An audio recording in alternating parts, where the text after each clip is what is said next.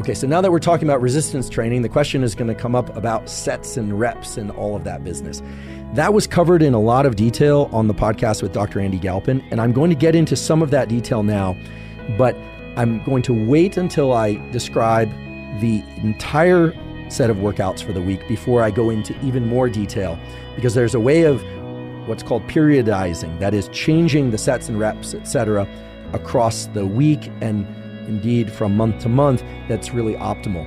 But I don't want to make it seem as if all of that just pertains to the leg workout. It actually pertains to all of the resistance training. So I'll just give you a couple of teasers about the key principles of resistance training that I think are almost universally, if not universally, then generally accepted in the strength training and physiology community.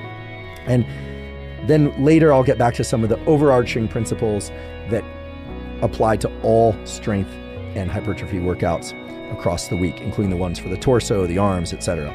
Okay, so legs fall on Monday.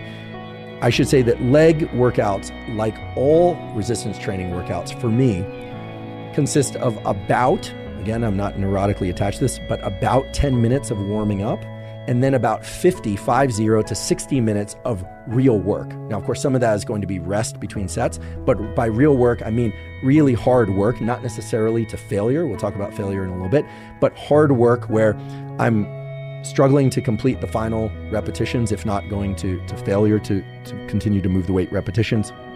And again, the entire work portion of that workout is about 50 to 60 minutes. Why? Well, past 60 minutes, you start getting increases in cortisol that really impede recovery. And I personally am somebody that does not recover very well from high intensity exercise. I realize that within the literature, it is believed, and I think generally accepted, that when you stimulate muscle hypertrophy or strength increases, it impacts the nervous system. It also causes things like protein synthesis, etc. There are a number of different forms of adaptation that occur to give you muscle strength and size changes. And these days, people talk a lot about needing to stimulate muscle growth or muscle strength at least every 48 hours.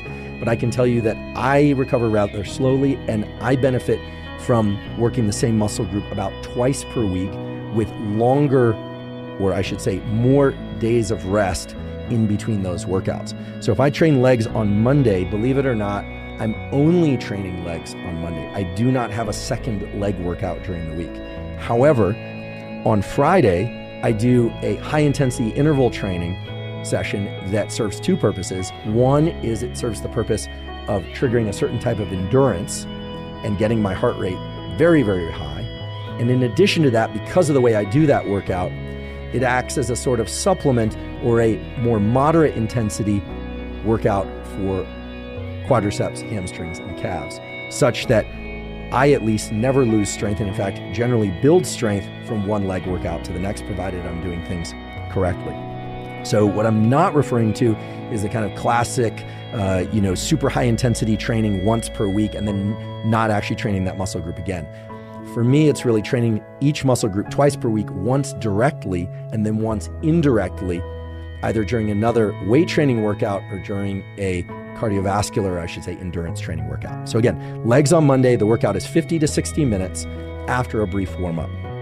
I generally pick 2 exercises per muscle group. So again, I'm doing calves, I'm doing quadriceps, and I'm doing hamstrings.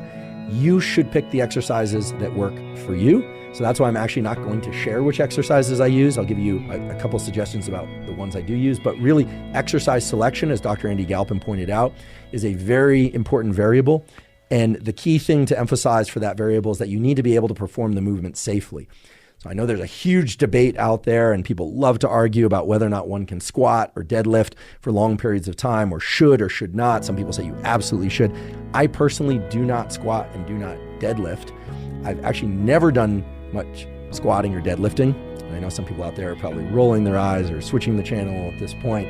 But I can say that for me, I've been able to achieve the strength and hypertrophy goals that I've been seeking, doing things like leg extensions and hack squats, or for hamstrings, doing things like leg curls and glute ham raises, or for calves, doing standing and seated calf raises, and so on.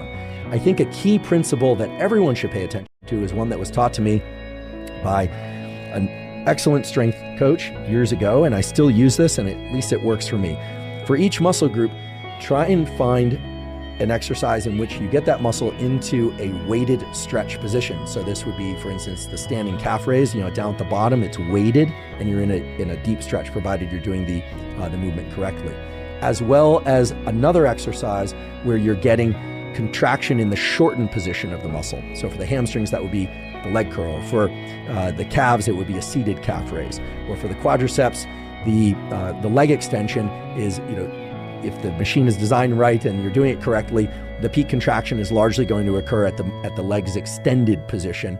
But then another exercise for each muscle group that puts the muscle into more of a stretched, or at least a larger range of motion or compound type movement, but ideally where there's some stretch there. So I guess I will tell you what exercise I do. For the quadriceps, it's going to be leg extensions and hack squats. I use hack squats because I don't do free bar squats for safety reasons, and I like the hack squat machine. I'll do leg curls and glute ham raises for hamstrings, and I'll do standing calf raises and seated calf raises for the calves. Again, those are the movements that I use because I can perform them safely in the repetition ranges and with the weights that are required for me to either maintain or build leg strength and calf strength.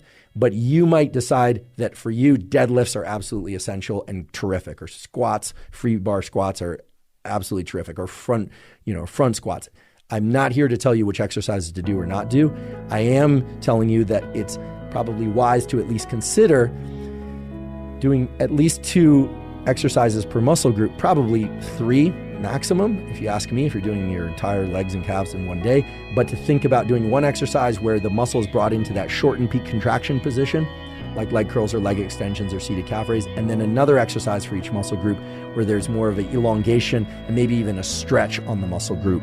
In fact, that's a principle that you'll hear me talk about later when I talk about training other muscle groups for strength and hypertrophy. So now you know approximately how long to train. You might be somebody who can get away with training for an hour and a half, and that won't impede your recovery. For me, that really starts to impede my recovery. Also, if I'm staying on task, that 60-minute limit really works well for me. Do I occasionally train for 75 minutes? Yes, because if I'm waiting for a piece of equipment, sometimes I have to just wait longer, so that happens, but I really try and keep the total duration of the workout shorter. How many sets and reps and rest intervals? Well, that was covered by Dr. Andy Galpin as well. Without getting into the total science, here's a brief summary of how to structure that. It's pretty clear that if you're going to do lower repetitions and heavier weights, that you're going to want to do a bit more volume. I know that this spits in the face of what a lot of people think, but so if you're going to do 5 sets of 5, I would consider 5 repetitions low repetition range, heavier weight. And if you're going to train with higher repetitions, you can do fewer sets. That certainly works for me. I generally follow a program where for about a month, so 3 to 4 weeks, I will do all my resistance training in the repetition range of about 4 to 8 repetitions, so that's rather heavy. A few more sets, so it might be anywhere from 3 to 4 sets per exercise, again, still just 2 exercises, and longer rest between sets, anywhere from 2 minutes to maybe even 4 minutes if it's really heavy leg work. And then for the next month, switch to repetition range that's closer to 8 to 12, maybe even 15 repetitions per set, but do fewer sets overall. So maybe just 2 to 3 sets per exercise. Again, just 2 exercises per muscle group typically. And shorten the rest between sets so that it's more in the 90-second, maybe even as short as 60 seconds rest between sets, but typically 90 seconds to about 2 minutes or 2.5 minutes. So basically it's 1 month heavier, the next month slightly lighter, although I wouldn't say light, I would say moderate weight and moderate rep range. That tends to work well for me. It also adheres to a principle that came up during the discussion, again, with Dr. Andy Galpin, that for hypertrophy, you really can use repetition ranges anywhere from 5 to 30 reps. But he emphasized changing the repetition ranges in order to offset boredom. Frankly, I like to train heavier. I enjoy training in the 4 to 8 rep range. However, I noticed that if I do that for more than 4 weeks in a row and I don't switch over to training in the 8 to 12, maybe in 15 repetition range for about a month, well, then I can't make continuous progress. I start to actually lose ground. But by switching back and forth, I actually can make continuous progress at least across the year. So I hope that principle, or I should say that protocol, was communicated clearly. It works very well, I assure you. Does that mean that I never get 10 repetitions on a week when I'm supposed to train in the 4 to 8 repetition range? No, occasionally I'll venture up into the 10 repetition range.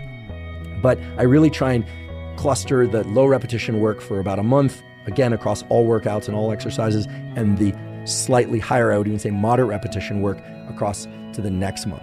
One thing that you'll notice, since we are talking about total fitness programming, is that during the month where you are doing moderate repetitions, you'll notice that your endurance work will actually be facilitated.